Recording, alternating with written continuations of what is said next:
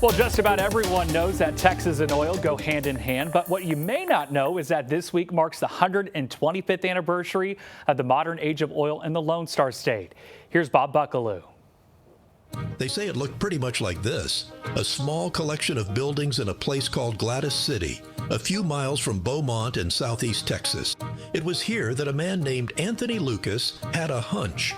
Because there was a large salt dome nearby, Lucas was convinced oil could be found if he drilled deep enough. Most geologists back then had their doubts, but Lucas persisted.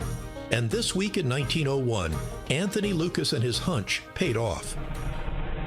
The earth rumbled, drilling pipes came shooting out of the ground, then mud, then natural gas, then oil, a stream of oil so big that it shot 100 feet in the sky and flowed for weeks.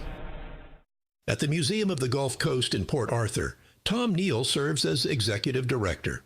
They were just about giving up, but they got a little more funding just to do this, and at the last day when this thing blew, all their equipment just collapsed into this hole they were drilling into, and right after that, that's when the gusher started blowing, and that's when history was made. Soon, oil wells popped up everywhere around Beaumont. The so-called Lucas Gusher at a place named Spindletop Field changed history. It was the birth of the modern oil industry as upstart companies like Texaco, Gulf Oil, and what would later become Exxon got their start.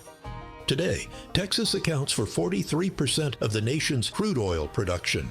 In 2025, oil and gas producers paid $27 billion of state and local taxes and state royalties into the Texas Treasury. And it all began here, 125 years ago this week. Bob Buckaloo,